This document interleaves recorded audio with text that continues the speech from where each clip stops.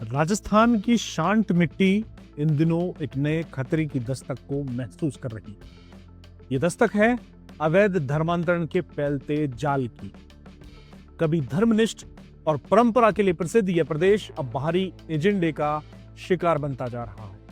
हाल के वर्षों में श्रीगंगानगर, बीकानेर और सीकर जैसे जिलों में धर्मांतरण के मामले तेजी से बढ़ रहे हैं। खास बात यह है कि ये धर्मांतरण खुलेआम चमत्कार और बीमारी ठीक करने जैसे झूठे दावों के नाम पर किए जा रहे हैं। श्रीगंगानगर जिला इस समय इस प्रवृत्ति का सबसे बड़ा उदाहरण बन गया है, जहां हिंदू बलकोट क्षेत्र में एक बार फिर ऐसा मामला सामने आया है जिसने न केवल प्रशासन को हिला दिया है बल्कि पूरे समाज में चिंता की लहर पैदा कर दी।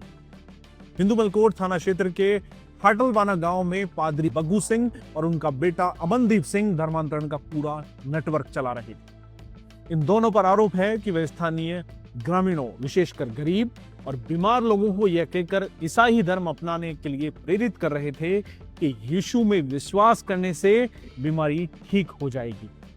गांव के ही सतनाम सिंह नामक व्यक्ति ने पुलिस को रिपोर्ट दी कि वह लंबे समय से बीमार था। पादरी बग्गू सिंह ने उसके पास आकर दावा किया कि यदि तुम ईसाई धर्म अपना लोगे तो यीशु तुम्हारी बीमारी दूर कर देंगे। बग्गू सिंह ने उसे घर ले जाकर कुछ मंत्र पढ़े, जल पिलाया और सिर पर हाथ रखकर कहा, अब तुम ईसाई बन गए हो। इस दौरान उसने अन्य धर्मों और धर्म गुरुओं के खिलाफ अपमानजनक टिप्पणियां भी की। जब सतनाम सिंह ने यह बात अपने बेटे सुखविंद्र को बताई तो उसने उस पादरी से बात की। इस पर बग्गू सिंह ने उसे धमकाया कि उसके बड़े अधिकारियों के साथ संबंध है और वो उसका कुछ नहीं बिगाड़ सकते। बग्गू सिंह के बेटे अमनदीप ने भी फोन पर जान से मारने की धमकी दी। सतनाम सिंह ने यह पूरी कॉल रिकॉर्डिंग और अन्य साक्ष्य पुलिस को सौंप दिए, जिसके आधार पर दोनों बाप बेटे के खिलाफ केस दर्ज हुआ। अमनदीप को गिरफ्तार कर लिया गया है, जबकि पादरी बग्गू सिंह फिलहाल फरार है। यह पहली बार नहीं है जब बग्गू सिंह का नाम ऐसे मामलों में सामने आया।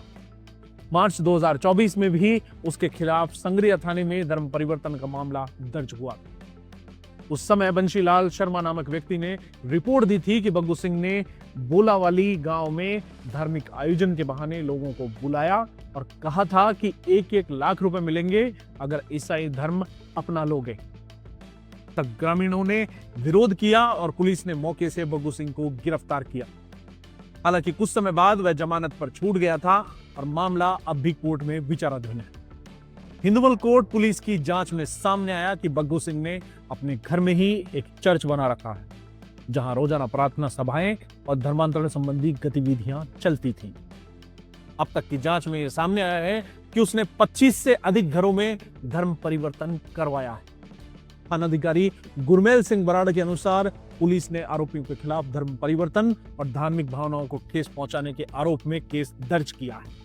इस घटना ने समाज के बड़े वर्ग को झकझोर कर रख दिया है। आरएसएस के राजस्थान क्षेत्रीय प्रचारक निम्बाराम ने भी इस पर गहरी चिंता व्यक्त की है। उन्होंने कहा कि श्रीगंगानगर और सीमावर्ती इलाकों में भोले भाले लोगों को छल से ईसाई बनाया जा रहा है। कहा जाता है, हिंदू तुम्हें साथ नहीं बिठाते, हम बिठाते हैं। उन्हें पैसे और नौकरी का लालच दिया जा रहा है। यह एक सुनियोजित साजिश है जो पंजाब से शुरू होकर अब राजस्थान तक फैल चुकी है। निम्बाराम ने कहा कि आज पढ़े लिखे लोग भी इस जाल में फंस रहे हैं। कई लोग बिना नाम बदले, बिना पहचान बदले अपने घरों से देवी देवताओं की तस्वीरें हटाकर चर्च के प्रतीक चिन्ह लगाने लगे हैं। उन्होंने समाज से आह्वान किया कि जातिवाद और भेदभाव की दीवारें गिराकर सामाजिक एकता को मजबूत किया जाए, वरना आने वाले वर्षों में यह प्रवृत्ति सीमा सुरक्षा और सांस्कृतिक अस्तित्व दोनों के लिए खतरा बन सकती है। राजस्थान एक धार्मिक और सांस्कृतिक रूप से संवेदनशील राज्य है। यहाँ सीमा से सटे इलाकों में मिशनरी संगठनों की सक्रियता लंबे समय से चिंता का विषय रही है। आंकड़ों के अनुसार श्रीगंगानगर, बाड़मेर, जैसलमेर, डूंगरपुर जैसे जिलों में बीते 3 वर्षों में 60 से अधिक धर्मांतरण के मामले पुलिस के रिकॉर्ड में दर्ज हुए हैं। इनमें से अधिकांश मामलों में गरीबी, बीमारी, बेरोजगारी या सामाजिक भेदभाव का लाभ उठाकर धर्मांतरण कराया गया। चमत्कार से इलाज, अंग्रेजी शिक्षा और नौकरी का लालच और समानता के नाम पर झूठे वादे, ये सब इस नेटवर्क के मुख्य हथियार हैं। धर्मांतरण के पीछे न केवल धार्मिक प्रचारक समूह बल्कि कई बार विदेशी एनजीओ और फंडिंग नेटवर्क भी सक्रिय पाए गए हैं। कई मामलों में यह फंडिंग सीमा पार से या विदेशी चर्च संगठनों से जुड़ी हुई पाई गई है।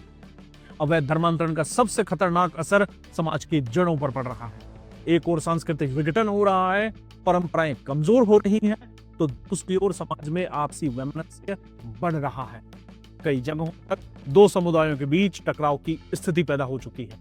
सीमावर्ती क्षेत्रों में यह प्रवृत्ति राष्ट्रीय सुरक्षा के दृष्टिकोण से भी खतरनाक है, क्योंकि धार्मिक आधार पर वफादारियां बदलने की घटनाएं सीमा पर संवेदनशीलता बढ़ा सकती हैं। इन घटनाओं के बीच मुख्यमंत्री भजनलाल शर्मा ने बड़ा कदम उठाया। हाल ही में राजस्थान में अवैध धर्मांतरण विरोधी कानून लागू किया गया है।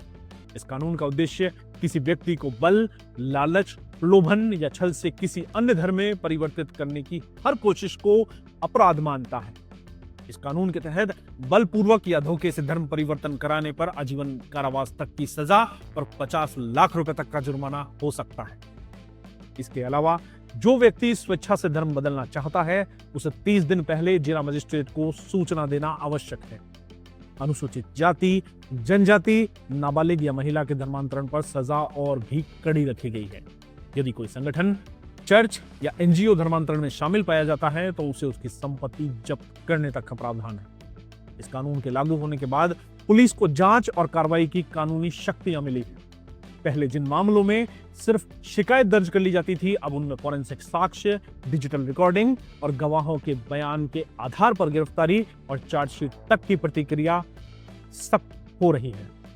भजनलाल शर्मा सरकार का कहना है कि यह कानून किसी धर्म विशेष के खिलाफ नहीं है, बल्कि यह उन ताकतों के खिलाफ है जो धर्म के नाम पर धोखाधड़ी कर समाज को तोड़ना चाहते हैं।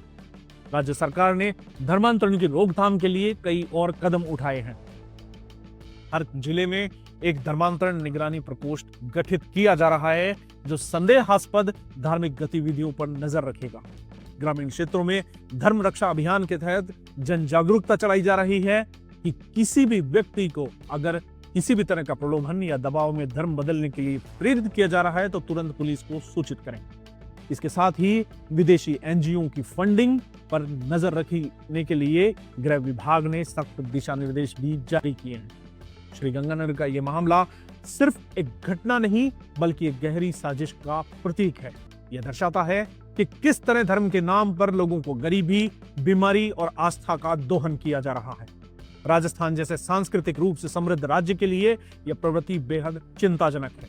यदि समय रहते समाज जागरूक नहीं हुआ तो यह धीरे धीरे संस्कृति, एकता, राष्ट्रीय सुरक्षा तीनों के लिए चुनौती बन सकता है। भजनलाल शर्मा सरकार का अवैध धर्मांतरण विरोधी कानून निसंदेह एक ठोस कदम है, लेकिन इसे सफल बनाने के लिए सामाजिक सहयोग और जागरूकता आवश्यक है। अंततः यह केवल कानून का नहीं बल्कि संस्कृति की रक्षा का संघर्ष है, जहां हर व्यक्ति को यह समझना होगा कि आस्था कोई व्यापार नहीं और धर्म कोई सौदा नहीं, यह हमारे अस्तित्व की आत्मा है।